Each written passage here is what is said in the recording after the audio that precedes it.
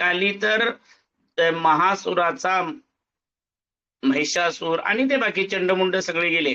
या सर्व राक्षसांचा अंत झाल्यामुळे आनंदमय असलेली अशा प्रकारची देवी सांगितलेली आहे. तर या सर्व दैत्यांचा, असुरांचा नाश करून भक्तांना, भगवंतांना, देवाला सर्व प्रकारचं सुख, आनंद प्राप्त करून देण्याकरता गाढवावर बसून भगवती आजच्या दिवशी भक्तांच्या संरक्षणासाठी आणि देवांच्या सहाय्यासाठी भूलोकात आली आणि तिने सर्वांना अभयदान दिलं असं सांगितलं जातं. आज खऱ्या अर्थाने तुम्हा आम्हा सर्वांना देखील कालरात्री बनण्याची अत्यंत आवश्यकता आहे. कालरात्रीचं मुख्य कामच असं आहे की जे भयंकर अशा प्रकारचे राक्षस आहेत त्यांना पूर्णतः निस्तनाबूत करणे. आज खूपच परिस्थिती आपली पाहिली तर लक्षात येतं की सर्वत्र अज्ञान, अहंकार याने संपूर्ण जग ग्रासलेलं आहे. ते सर्व जर दूर करायचं असेल, त्यामधून जर आपल्याला एक नवी प्रेरणा प्राप्त करून घ्यायची असेल तर मात्र आपण सर्वांनीच कालरात्रीची सिद्धी किंवा त्या पद्धतीची साधना आपण करणं आवश्यक आहे. नवरात्रामधल्या या दिवसामध्येच कुमारिकांची पूजा आपण करतो. कुमारिकांची पूजा करण्यापाठीमागचा हेतू देखील हाच आहे की आमच्या मुलींना आम्ही आमच्या देशाबद्दलची भक्ती वाढवायला शिकवली पाहिजे. आम्ही आमच्या धर्माचे संस्कार त्यांना केले पाहिजेत आणि स्वतः शत्रूशी प्रतिकार करण्यापत तिच्यामध्ये ताकद निर्माण केली पाहिजे.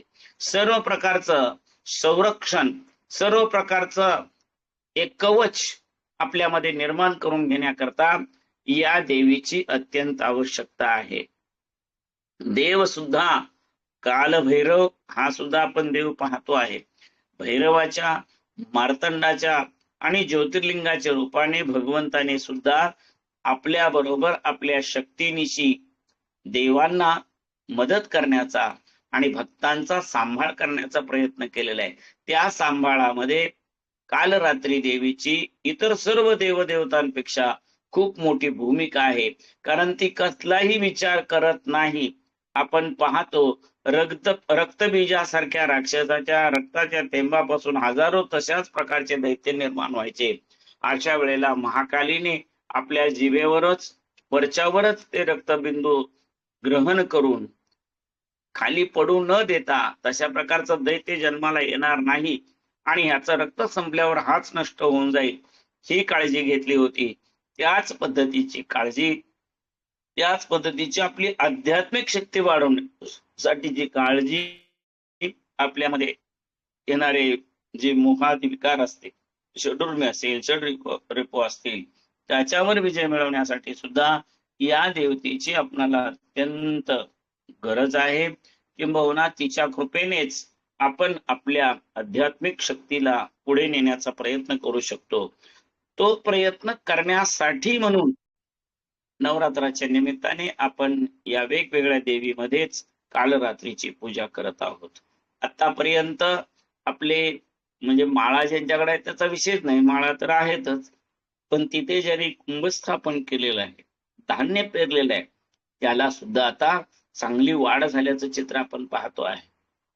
जो नंदादीप आपण ठेवलेला आहे त्या नंदादीपात सातत्य चालू असल्या कारणाने त्याचा नंदादीप सुद्धा आता गरम झालेला आहे, त्यात थंड राहिलेलं नाहीये. तसं तुमचं आमचं थंड झालेलं रक्त सुद्धा गरम झालं पाहिजे आणि आमच्या धर्मरक्षणासाठी, आमच्या संस्कृती संवर्धनासाठी किंवा संरक्षणासाठी आमच्या नवीन पिढीला प्रेरणा देण्याची ताकद आपल्यामध्ये येणं आवश्यक आहे. ती ताकद याच देवीच्या आशीर्वादाने मिळते. आपल्या संतांनी सुद्धा सांगितलेलं आहे, निजू नका जागा जागा, पुढे आहे बहु दगा. त्याप्रमाणे आपल्या समोर एक अशा प्रकारची काळोखी रात्र आहे आणि आपणाला जाग व्हायला सांगितलेलं आहे. आता तुम्ही जाग झालं पाहिजे, सावध झालं पाहिजे आणि स्वतःला सांभाळलं पाहिजे, स्वतःच्या संस्कृतीला सांभाळलं पाहिजे.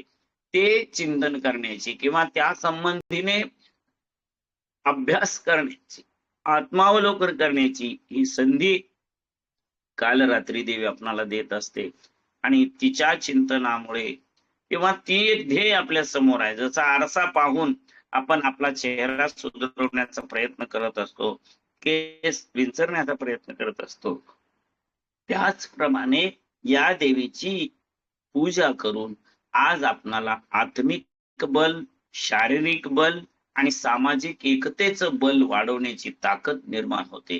तशा प्रकारची प्रेरणा आपल्यामध्ये निर्माण होते. म्हणून कालरात्रीची पूजा ही आपल्यासाठी आध्यात्मिक दृष्ट्या पण महत्वाची आहेच, सामाजिक दृष्ट्या पण महत्वाची आहे आणि त्याचबरोबर आपलं मनोबल वाढवणारी अशा प्रकारची आहे. मनएव मनुष्यानाम कारणम बंध मोक्षेव असं म्हटलेलं आहे. मनच सगळ्यात महत्वाचं आहे. ते मन जर व्यवस्थित राहिलं, मनाची जर प्रगती झाली तर पुढच्या सर्व कृती व्यवस्थित घडू शकतात.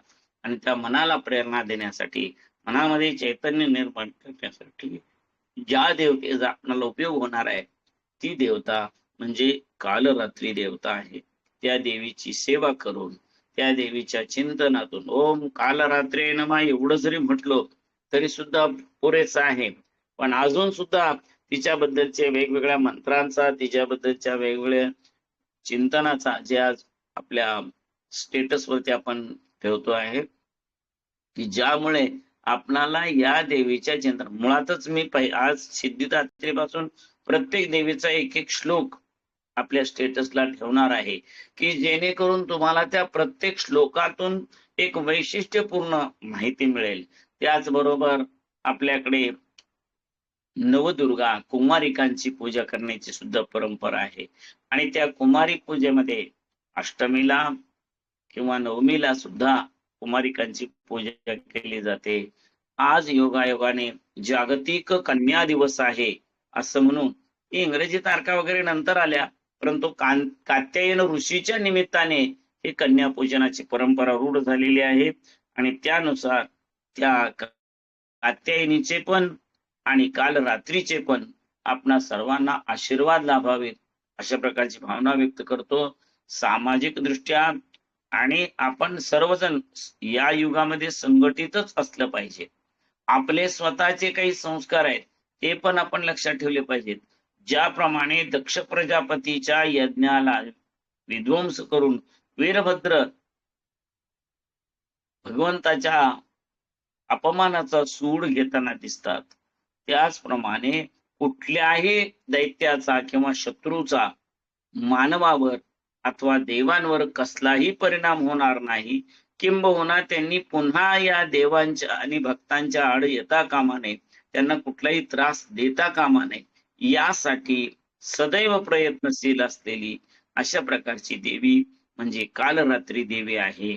आणि तिचं वाहन शांत परंतु कार्यतत्पर अशा प्रकारचं आहे. तिच्या त्या वाहनाच्या माध्यमातून जरी शांत दिसलं तरी सुद्धा त्याच्यामध्ये असलेली ताकद, त्याच्यामध्ये असलेली कला आणि त्याच्यामध्ये असलेला निग्रह हा सुद्धा आपल्या भक्तांना वेगळी प्रेरणा देणारा अशा प्रकारचा आहे. आपण करत असलेल्या प्रत्येक कृतीमध्ये काल भैरव, काल रात्री, गडकालिका या देवदेवतांची अत्यंत कृपा असणं आवश्यक आहे. ती कृपा जर आपल्यावरती झाली तर मात्र आपण आपल्या आध्यात्मिक शक्तीचा, सामाजिक एकतेचा आणि आमच्या भौतिक ज्या गोष्टींची गरज आहे आम्हाला त्या सर्वांचा विकास करू शकतो. त्यासाठी आशीर्वाद म्हणून ज्यांची आवश्यकता आहे ती भगवती म्हणजे कालरात्री सप्तमम कालरात्रीश्च, त्या देवतेची सेवा करून, त्या देवतेची पूजा करून आपण आपलं जीवन मंगल बनवण्याचा प्रयत्न केला पाहिजे. देवीच्या वेगवेगळ्या रूपातून आपण एकाच देवीला पाहत आहोत जिचं नाव आदिशक्ती आहे. आदिशक्तीच्या निमित्ताने मग तिलाच लक्ष्मी, तिलाच स्वाहा, स्वधा अशा वेगवेगळ्या रूपाने संबोधलेला आहे.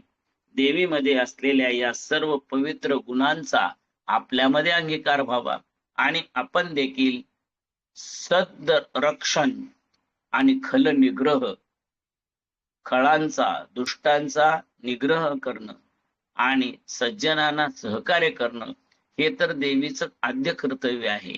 आणि आई म्हणून सर्व भक्तांवर तिची अनन्य अशा प्रकारची कृपा आहे. ती कृपा आपणाला कायमस्वरूपी प्राप्त करून घेता यायला पाहिजे. कायमस्वरूपी म्हणजे रोज आपण इष्टलिंग पूजा करत असताना सुद्धा आपोआपच त्या आदिमाया आदिशक्तीची दृष्टी आपल्यावर पडली पाहिजे आणि तिच्या कृपा दृष्टीने आपलं जीवन मंगल झालं पाहिजे. त्याच पद्धतीने ज्या समाजात, ज्या वास्तू, ज्या ठिकाणी आपण राहतोय तिथे कुठल्याही प्रकारचं अतिक्रमण न होता, अतिशयोक्ती न होता सहजगत्या आपल्याकडून ही सर्व कामं पार पडून घेण्याचं काम कोणती देवी करत असेल तर ती आपल्या तुमच्या आमच्यासाठी महत्वाची आहे.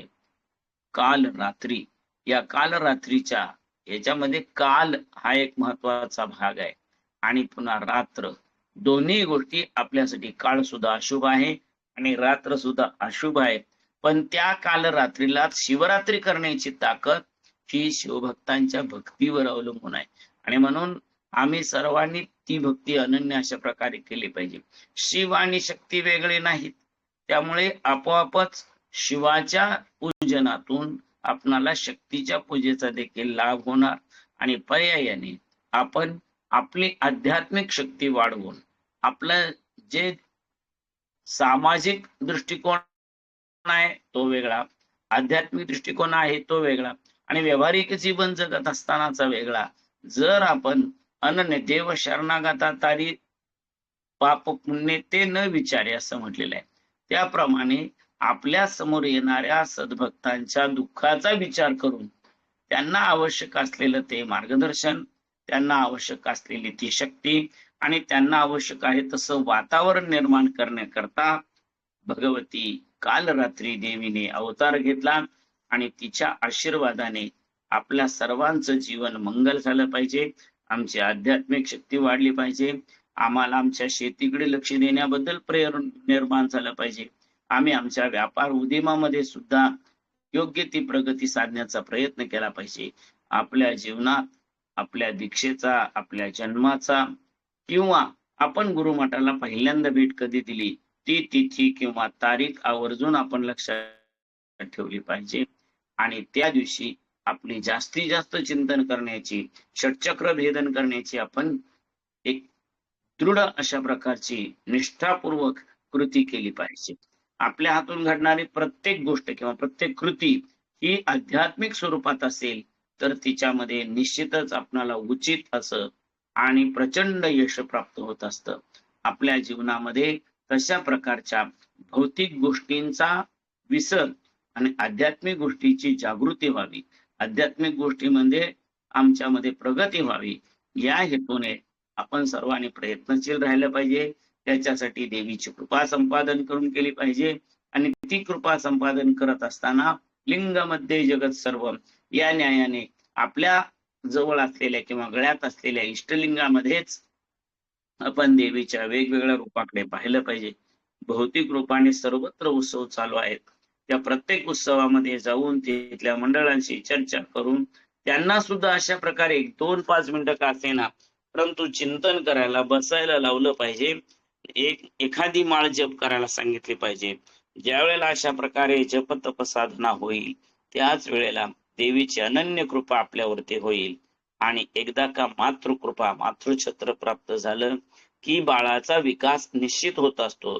तशाच पद्धतीने आपल्यामध्ये सुद्धा आध्यात्मिक शक्ती वाढावी. काल रात्रीच्या निमित्ताने आमचे जे काही व्यावहारिक अडचणी असतील, व्यावहारिक काही